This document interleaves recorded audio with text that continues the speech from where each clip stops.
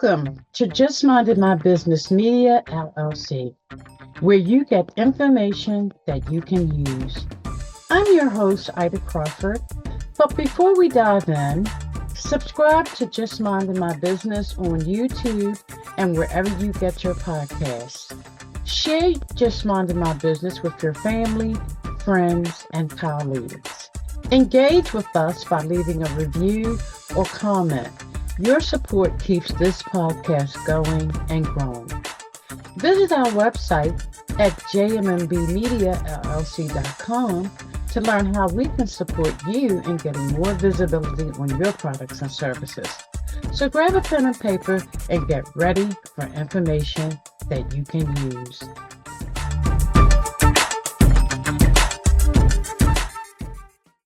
Wow, today I am so happy to bring our special guest, Jeff Eschliman. Jeff is an executive coach with 30 years of experience, ranging from combat in Iraq to the corporate boardroom.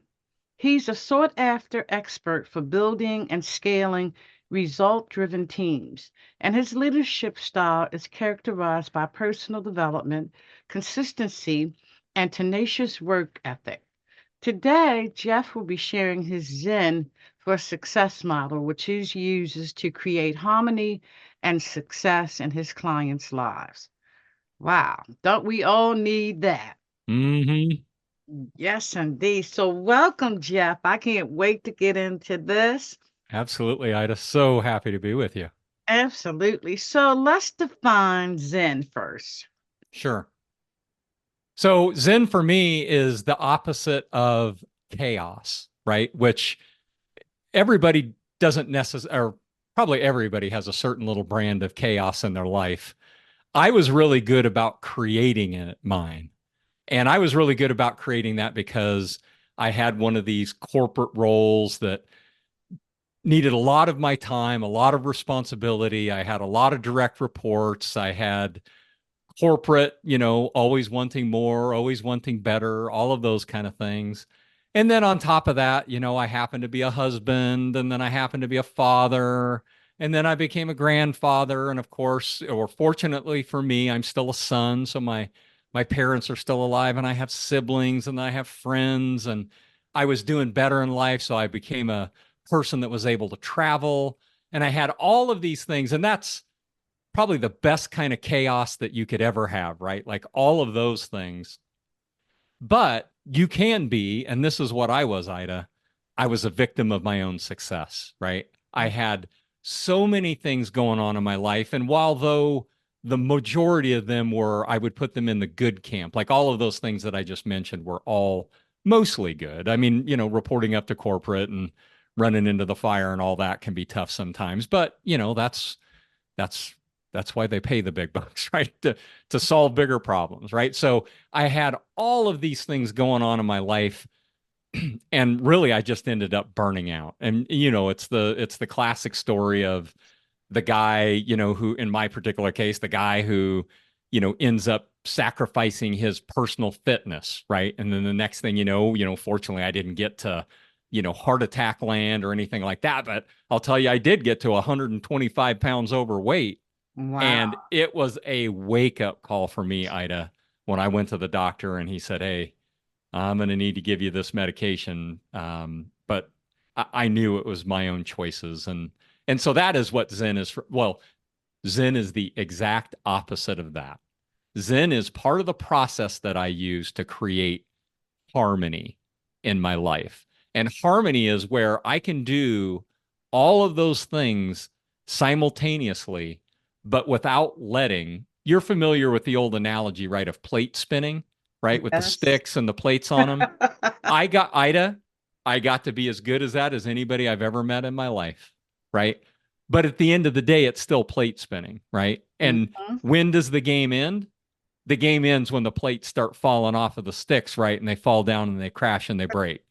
And for me, it was personal fitness and some other things that were contributing factors. So I had to figure out a different system of where I could still play the game at a very high level as a business operator and as a father and these other roles, and yet do it with what I now call harmony in my life, where all of those things are working together. So Zen is what helps me get to that peace, and Zen is the opposite of chaos.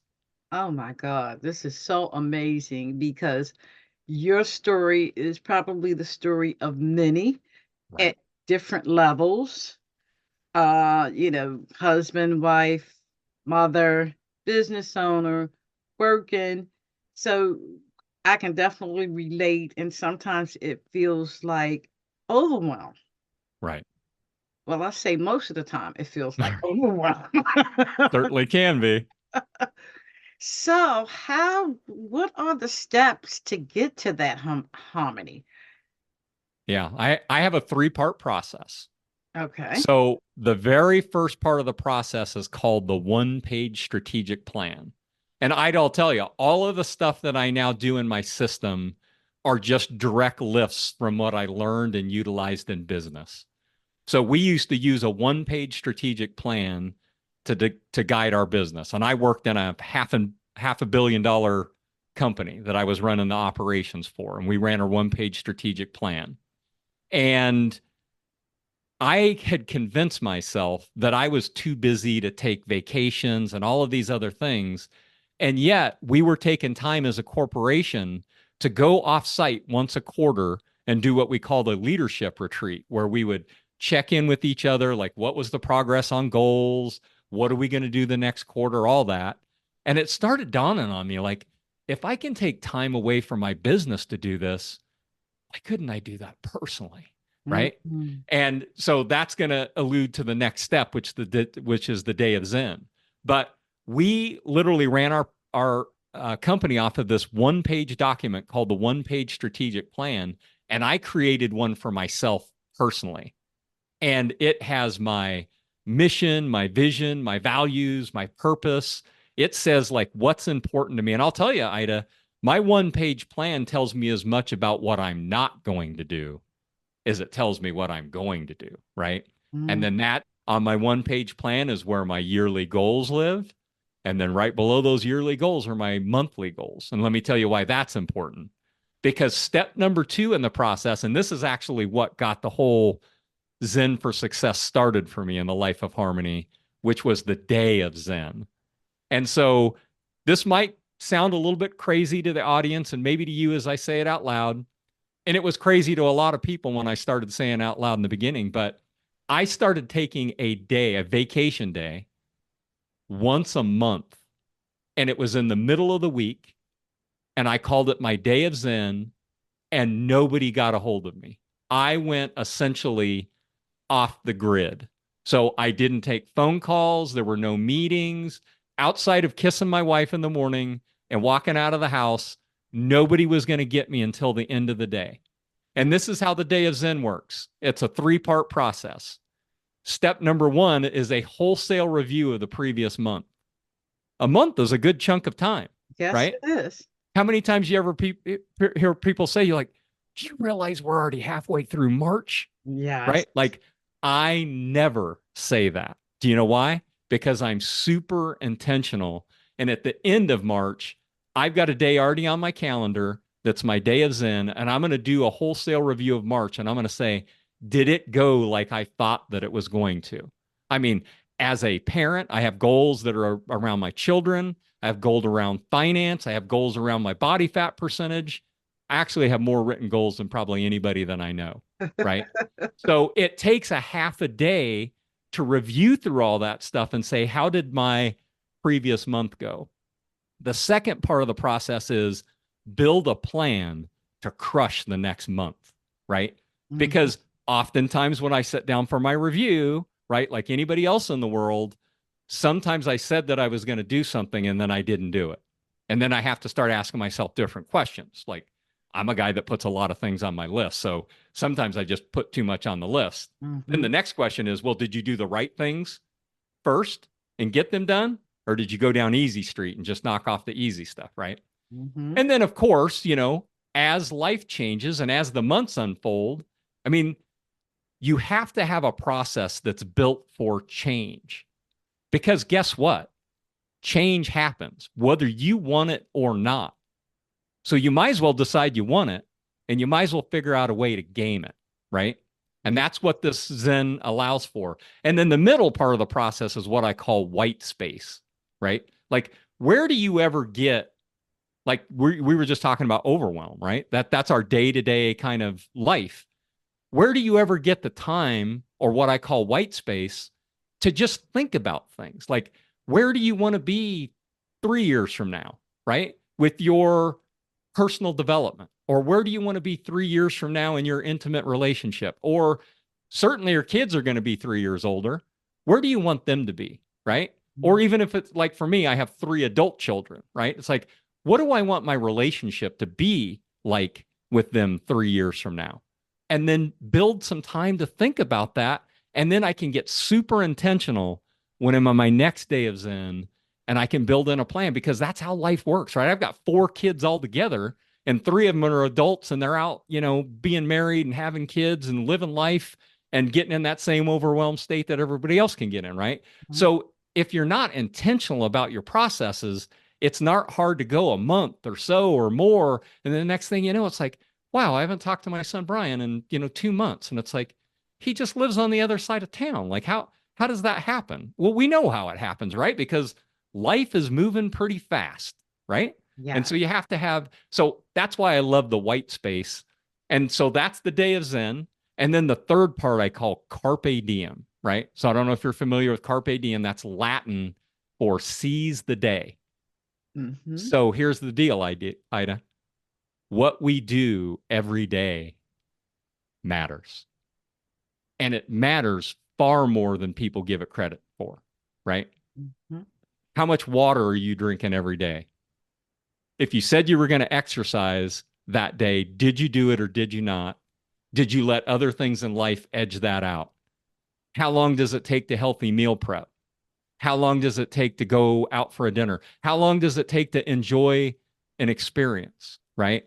What we do every single day matters, but we get so wound up in like what everybody else is doing and what the rest of the world acts like, that we get on this hedonic treadmill, right?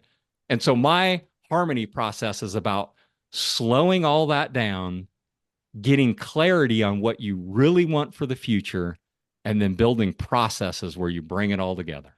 Wow. That is so amazing, Jeff.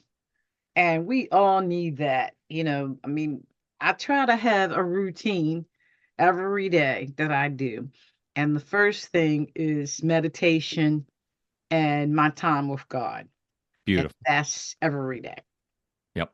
First thing, because I feel like that sets the tone for my day, even if things come from the left. Right. I've already established, with God in control, it's going to be all right, Right. whatever it is. Beautiful. Beautiful. So that is part of my everyday thing, but not everybody has that. Some people just wake up and jump right in. So how do you start to get people to think differently? Because that's a practice thing. Like you said, intention is high on the list when you want to make these changes. Right. So I'm a coach, right? You mentioned at the beginning, I'm an executive coach. And what a really good coach does, just like a really good leader, is they ask better questions, Hmm. right?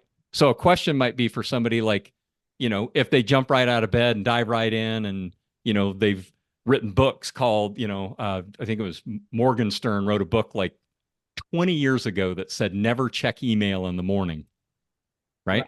Right. And what's the whole point of that? Which is like, don't get your day started that way, right? Right. Spend a little time with spend a little time with higher spirit. Spend a little time freeing your mind of thoughts, right? Which meditation, not an easy thing to do, right? No, it's How not. how many people don't take time for even gratitude? Gratitude is one of the first places I start with any client. And here's my rule of thumb, Ida. If you have a daily written intentional practice of gratitude, I'm not asking everybody to believe me. I'm saying try it out for yourself. Mm-hmm. It is one of the easiest things that you can implement in your life that will make the biggest difference. And here is what I say about gratitude. It is simultaneously so subtle and yet so powerful. Powerful. Yes. Gratitude, just the practice of gratitude, right? So the first thing a coach does is ask people questions. And I'm kind of one of these guys that's a little more blunt, right? I came from corporate and I have to get results. So when somebody tells me that they're overwhelmed and we start getting in the conversation, and then I'll ask just very simple but blunt questions like, well, how's that working for you? Okay, I'm figuring if it was working for you, then you wouldn't have hired me, right? But Mm-hmm. you did. So the only people I work with are ones that want, or 9 times out of 10, Ida, they need a change in their life, Mm-hmm. right? So I'm looking for somebody that's motivated to do something different. My number one operational distinctive when I was running an organization was if you want something different, do something different. And then the rest of the statement said, or be something different. And Mm-hmm. make no mistake, when I say different, I mean better.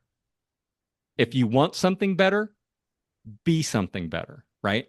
If Yeah. you roll out of bed and you start checking your phone and you're going to go down hedonic land before you even brush your teeth, right? I can tell you what the recipe is, right? Why do they build the phone? Why do they build those apps? I mean, it's simultaneously one of the most productive and life-changing devices that has occurred in your and my lifetime, Mm-hmm. right? And it is a blessing and it's a curse, Absolutely. right?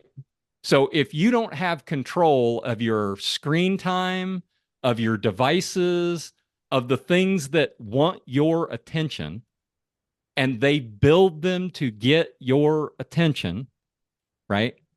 Go back 20 years ago when Morgan Stern wrote that book, right? Never do the email in the morning. That was before smartphones, right?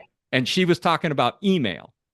But you don't even have to go open up your email today and dial up, like, ooh, AOL, right? It is constantly on, and your phone is a constant feed to the rest of the world in what it wants you to know and what it wants you to hear. And you ain't never lied, because And then the question would be like, well, is that a good thing or a bad thing, right? absolutely. And I've got a habit when I go to bed, I charge my phone all the way in the family room because I don't want to hear no dings.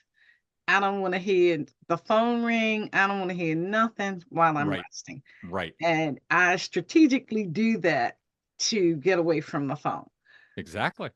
Wow. So, how do people connect with you to work with you? So they could just the best place to hit me is either on LinkedIn. That's the social platform that I'm most on, and then my website is Jeff Eschliman. I'll spell that out real quick. So Jeff, and then my last name ESCHLIMAN.com.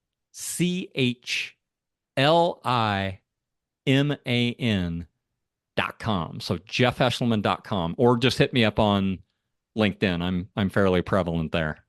Yes. And the thing of it is, for business owners, the more different levels you get in your business, they all come with obligations, different stresses. So, implementing this in the very beginning of your journey makes really good sense to me, because then as you begin to move through different stages of your business, you're able to do that in a more peaceful and harmonic way. Exactly. And the early, like you're alluding to, is the best. But do you know where I find my clients? When they're in pain, right? Yes. And so we both know because we've lived a little life, you don't have to go very, I mean, life's going to throw pain at you one way or the other. You Abs- have to find a way to manage, right, that because it's not always up to you. It's all these, you know, other people in life, right? If it's not ourselves and our own thinking, right? yes, Yeah. yes. So from the combat to the boardroom, I like that. When you was in combat, Did you implement any of these things, or had you arrived yet? No, ma'am. No, I was way green. I went in the military when I was 18 years old, Okay. and I joined a very peacetime army. But while I was in the service, Saddam Hussein invaded Kuwait.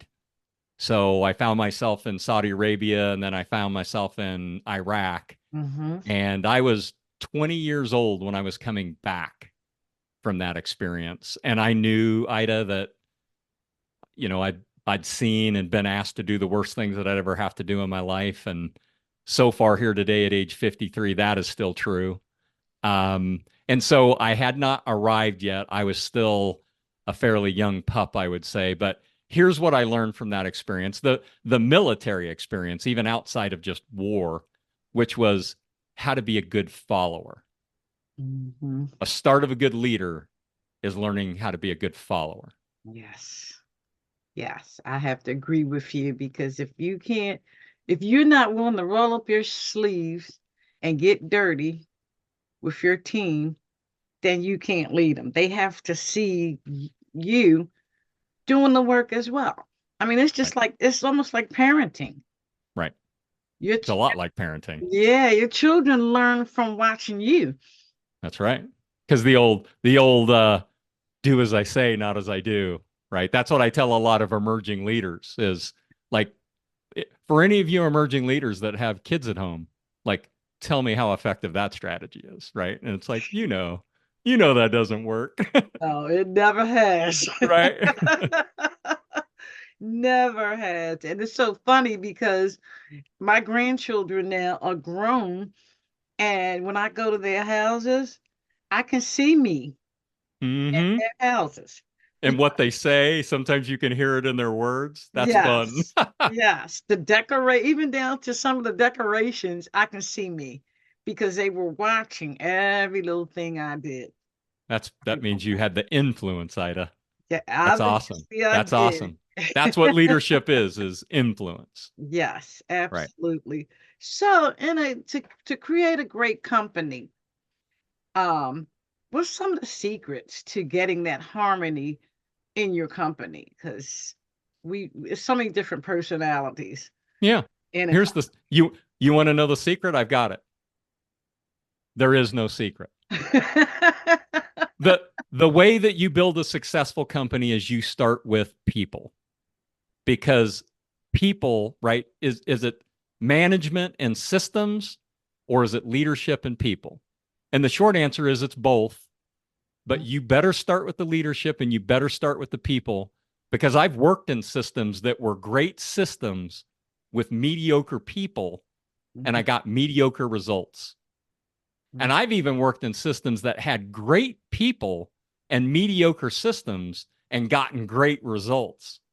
Okay. But when you get great people working in great systems, you can rule the world. Yes. And how do you find those people? What are some of the characteristics you're looking for? It's always character first.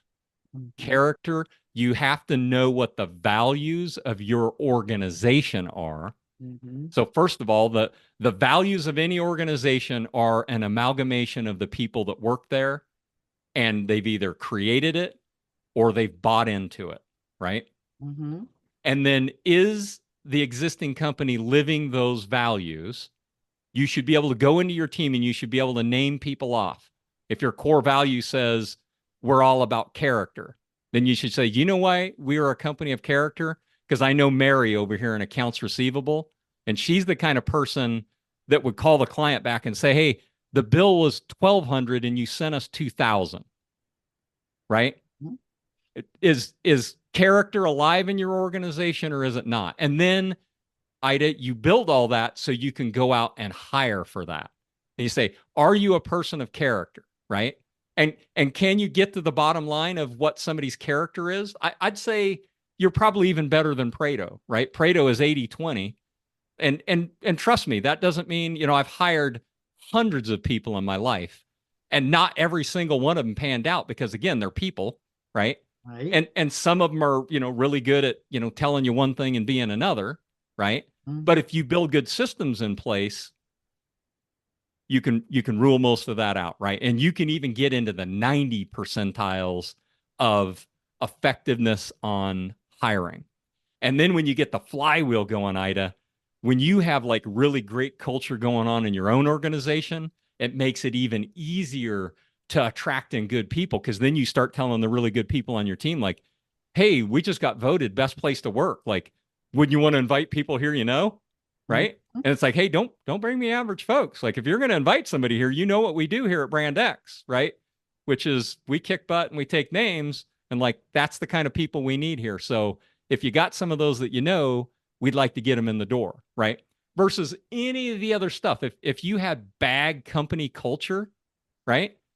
And if you're a bad company culture and you're the leader, I don't know if you ever study any of the like Navy SEAL stuff, but like the Navy SEALs are the elite, warriors, those guys. Yes. And they say, hey, there's no such thing as a bad team, right? There's only bad leaders, And that's so true. right? And so that's the leadership example of that other old adage, right? About taking 100% responsibility.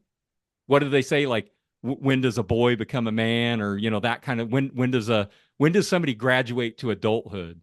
Mm-hmm. And it could happen at 14 years old, right? And maybe even lesser, right? If somebody ends up in a tough situation, like you hear about the kid that was, raised in the inner city or whatever, and something happens, and next thing you know, they're taking care of their other siblings. Mm-hmm. Like you'll end up with a 16-year-old, young woman who's running a family, right? When does somebody graduate to adulthood?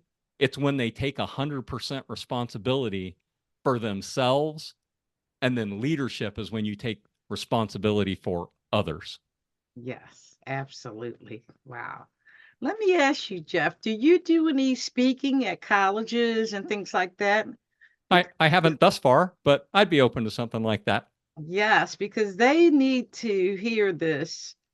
Like we talked about earlier, the earlier, the better. Right.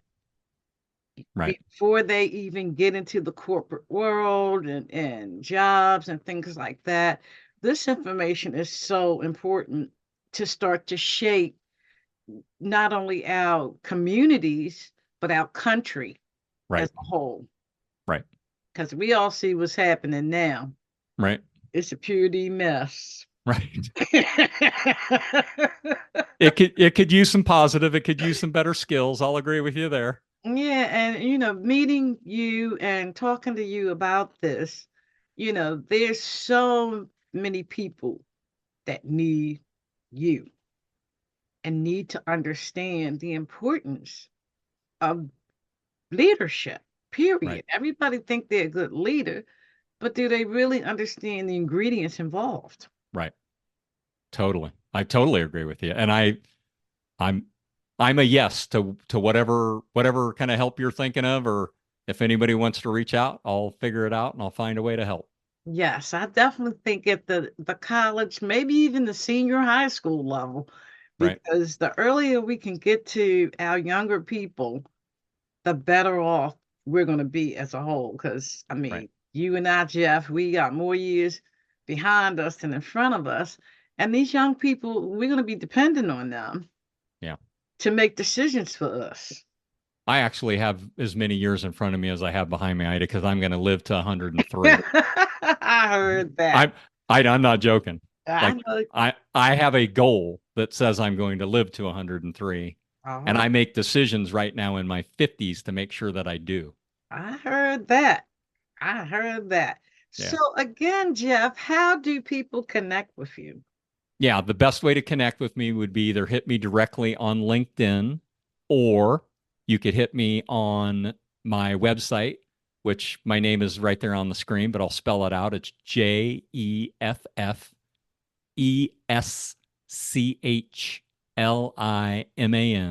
So it would be jeffeschliman.com. And Yes. that, and there's a ton of resources on my website. There's list of books that I have for recommended reading. There's something on there called the Harmony Assessment. So if you wanted to take the assessment and like gauge for yourself how much harmony you have in your life, those kind of things. And then there's other video resources on there that talk more about the day of Zen and the one-page plan and all that. So I highly recommend the website. It's just a great place to go to find resources. Yes, because I'm interested definitely in the one-page plan For sure. because I think that is key. It doesn't sound overwhelming, one page. Right. And I just like the way that sounds to me. It sounds doable. It sounds like KISS, right? Keep it simple, right? Yes, Keep it simple. exactly, exactly. That's why it works, right? Because Yeah. for every business plan that I've ever had that fit in a 3-ring binder, right? You didn't see it from January until March. For sure, for sure. This has been amazing, Jeff. I would love to do this again. Absolutely. This just I can never get enough of conversations like this because it helps to help me stay on track. Because you know how we are, we go to the left with the quickness. Hmm. It's not hard. It seems like that attracts to us, Right. going to the left.